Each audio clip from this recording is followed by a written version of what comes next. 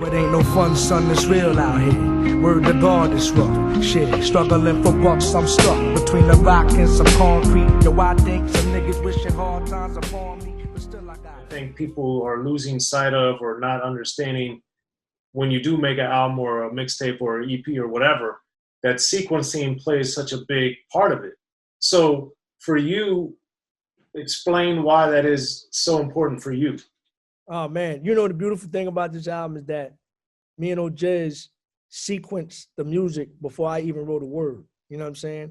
Like he had about 60 beats in a folder. And so I went through all of them and I picked out the just based on what I wanted to talk about and the theme.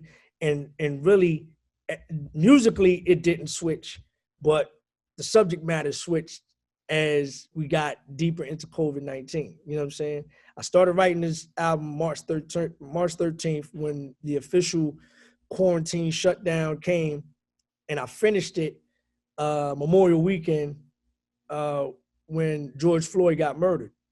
And I wrote everything after we sequenced the records, and then after I made my mind up of what direction I was going in, then, you know what I'm saying, I started writing and I wrote them in order. I wrote them from track 1 to track 12, just like that. I didn't, say, okay, I wrote, Dominion, then I wrote Sheesh. Nah, it didn't happen like that. I wrote Dominion, then I wrote Glory, then I wrote Old Me, then I wrote, The Purge, Thanos, so on and so forth, right in that order, because I wanted it to flow in that direction. Like I said, from the dark to the light. Well, the sequencing was going to be something I brought up because I thought Sheesh was interesting to have as the last song, because that one, coming off the love song We Good, Rejoice, a lot of the more optimism. Sheesh, I think, was also a little more sobering. Yes. So yes. Why end with that in that regard? Because, like I'm telling you, we're going from the dark to the light. But as of right now, this is what's happening. Don't forget it. Plus, it was the message behind that record. You know what I'm saying? It was like, really, okay, we take you through this journey, but then especially my people, especially Black people in America, understand that this is what it is. Because a lot of times what we'll do is we'll get hype about something, hype on a cause, you know what I'm saying? And then something will direct our attention somewhere else, and then we'll forget about that cause that we united for like a good week. You know what I'm saying? And go back to the normal way of doing things. I wanted this to be the reminder. Okay, I told you about it earlier in the album. I'm going to take you in a direction where we can get to a situation where we're seeing some positivity in the world, but let's not forget where you are right now. You know what I'm saying? Stay focused. That was Sheesh. She should still stay focused, though. You know what I mean? Yeah, it makes a lot of sense.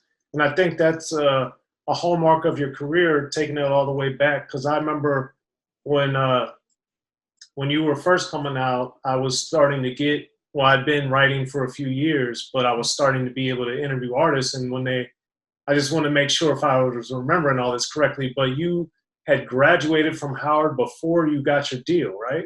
Right. That's so that was, the Many Faces came out in 97, so you would have got the deal before the album came out, obviously. But I want you to explain to people, because I grew up in Maryland and I would go to Howard. Some of my friends from high school went there. I've been to a lot of shows there, a lot of events, parties, and everything. I want you to explain how amazing that area was at that mid 90s before you even got on.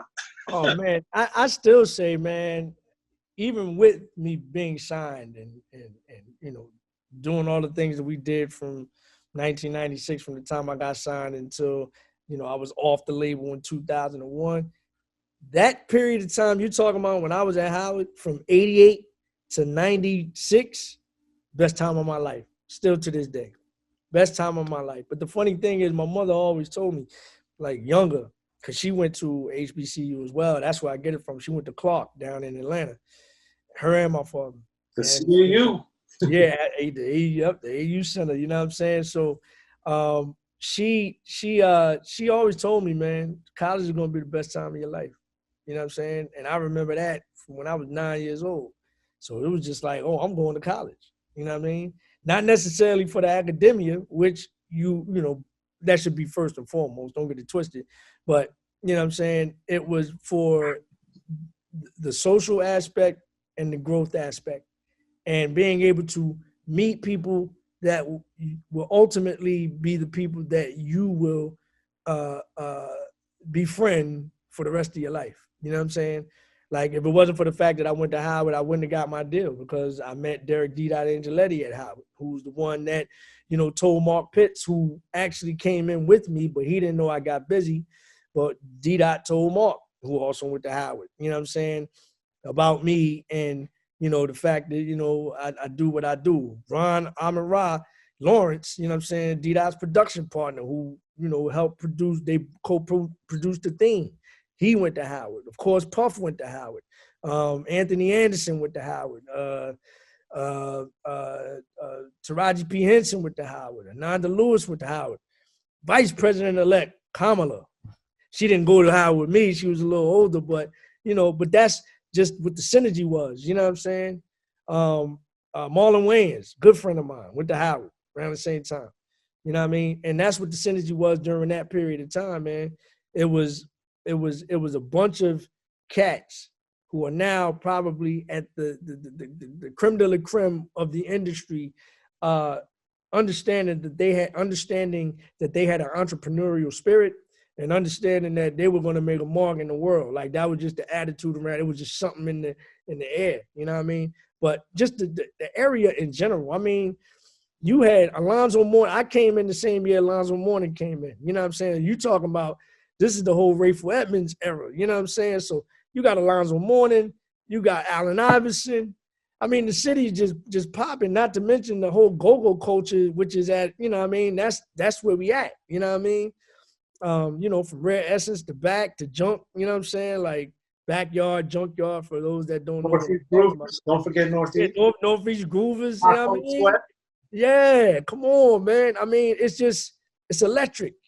It's like that window was just so electric, and everything is going on then. You know what I mean? That was truly the Renaissance period in the DC area, if you ask me. You know what I'm saying? So, yeah.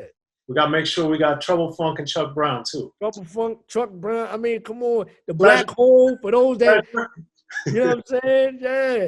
Yeah. It's a lot. It's a lot. It's a lot.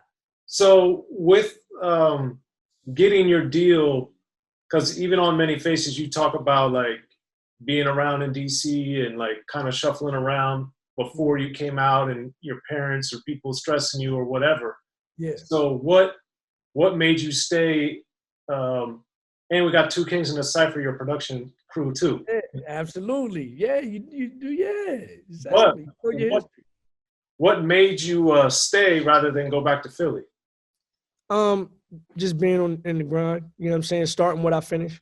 You know, going back home would probably be a crutch. You know what I'm saying? It's like, you know, now that I'm in the middle of the pool, it's like I got to see it all the way through. You know what I'm saying? Like, I don't, and I think this is where my kids get it from now that I'm having an epiphany now, because I always talk to my wife about, where they get this stubbornness from with regards to, you know, if they're not able to do something, you know, they'll cry about it and not let it go. They got to get it. You know what I'm saying?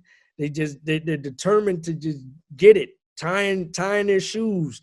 They haven't, you know, they want to get it. And so I guess they get some of that from me, because that's how I felt, man. It's like, I'm here in DC, even though I graduated, I refuse to go back. I said it on the edge. I refuse to go back to Philly until my shit's together. You know what I'm saying? So, you know, whatever it is that I had to do in order to manifest, going back to the beginning of this conversation, to manifest what I saw years ago, it's like, this is where I had to be. This is where everything was going on. This is where, you know, I was going to the studio and had built a rapport with people that were in my community, if you will. And, you know, we were all in the same struggle. Shout out to One Step Beyond and the Reaps. You know what I'm saying? We were all in the same struggle, just trying to get it together. You know what I mean? So it's like, I couldn't desert that until we finished the mission, until we accomplished the mission. And so there was no choice. There was no choice. Gotcha. And On the Edges, on Many Faces, one of my favorites, because To me, sonically, it had a much darker, somber sound than, of course, say the theme does, Of course. obviously. Yeah. But I think it also, unlike the theme, which is obviously much more party having fun, this was a story and it dealt with frustration and struggle, but still you trying to focus to get what you're trying to get. That's right. So what made you at the time comfortable to write about your vulnerability like you did on The Edge? Um, I, I tell people all the time, man, as writers, and you know, and I thank God every day for my gift, but the gift that I have is also therapeutic. You know what I'm saying? You know, it's either do it that way or go see a psychiatrist. You know what I'm saying? Because I think we all or have just a friend that you could just bounce whatever it is that you're feeling off of. You know what I'm saying? But I think all of us as human beings, we need that. So my therapy is writing.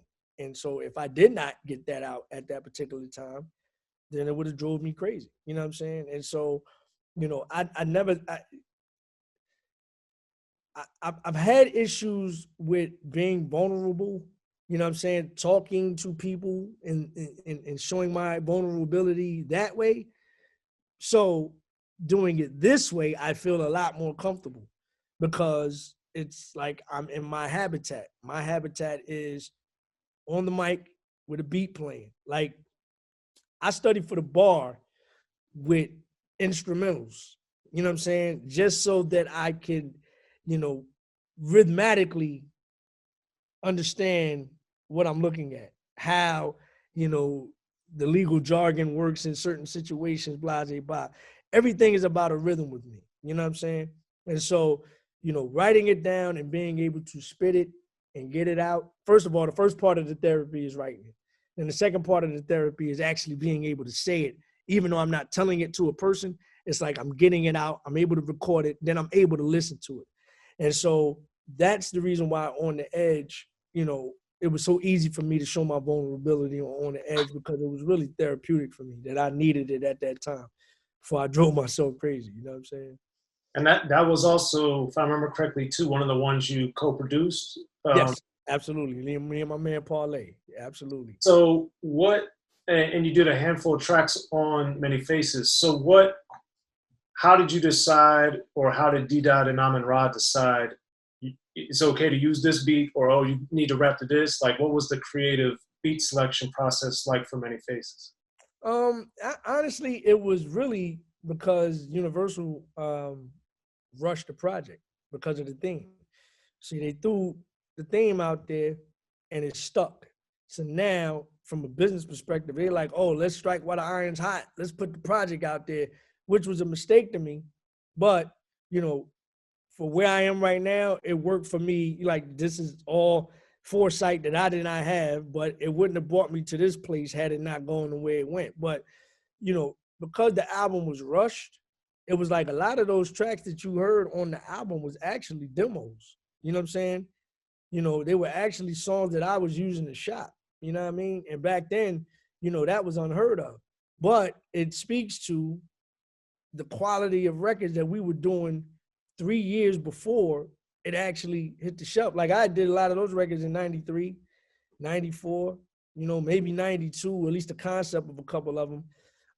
But we had recorded those and those were part of and I'll tell you which ones: On the Edge, The Rugged One, Repent. Um, uh, there was one more, but those were all older records. You know what I'm saying? Well, It was Repent. all older records. So basically, because they rushed the project, that we wound up using these records, but then it was how do we package? Because if you listen to the album, you know, we go in a lot of different directions. You know what I'm saying? And it shows you the different sides of, you know, how I listen to music and how I rhyme and, you know what I mean, all that kind of stuff back then.